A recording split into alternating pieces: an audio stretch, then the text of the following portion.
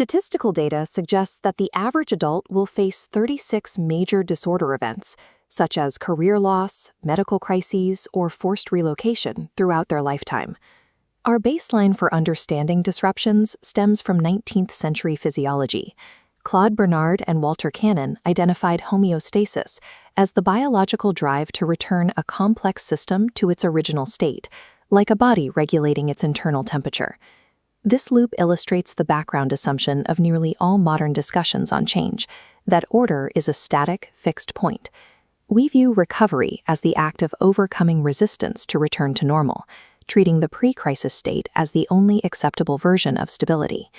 This desire to restore an original baseline is often the primary source of distress.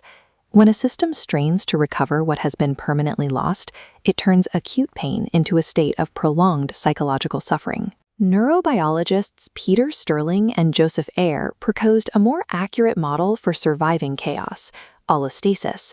It defines stability as something achieved through change. Healthy systems don't seek the starting point, X. They mutate to reach a new baseline, Z, accommodating the current environmental reality. Mastering this transition requires rugged flexibility.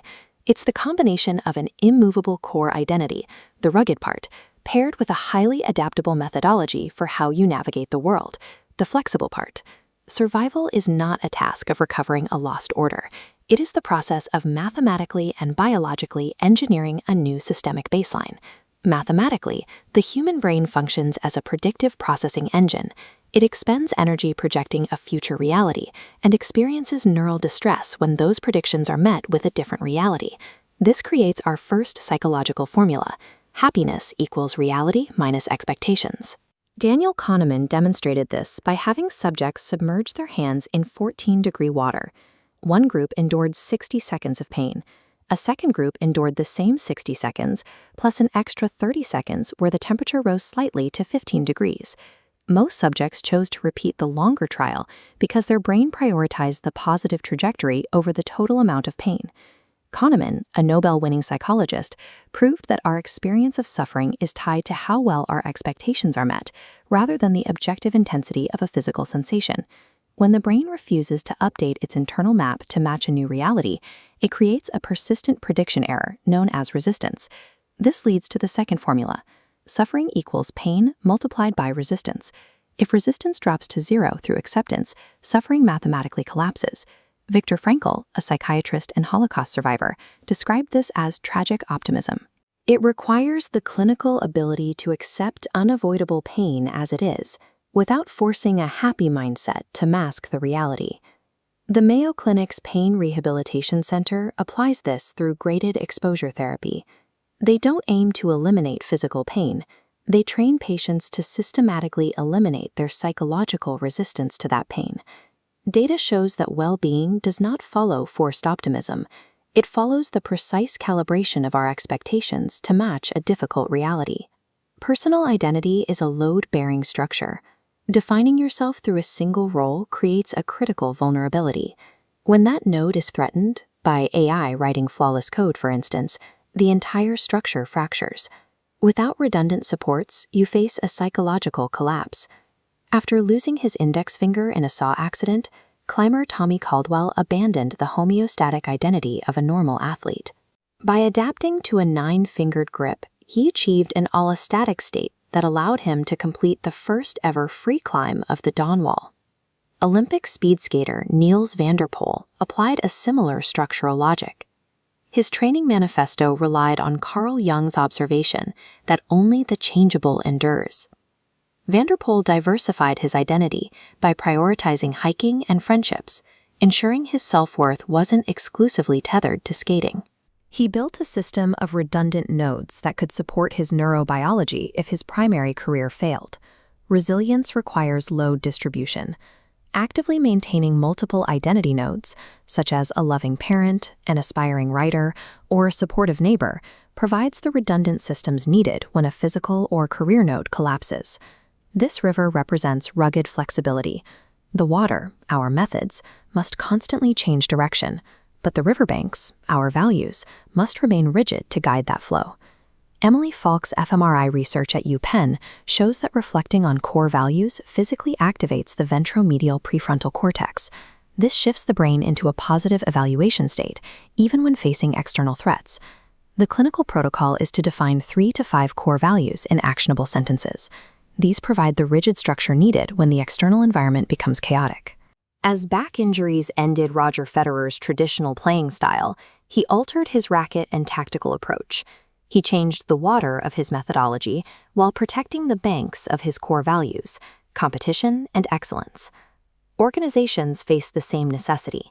The New York Times navigated the collapse of physical print by identifying their rugged core value as journalistic integrity.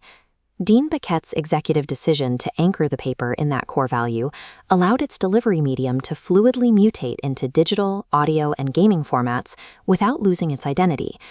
Core values are neurological anchors.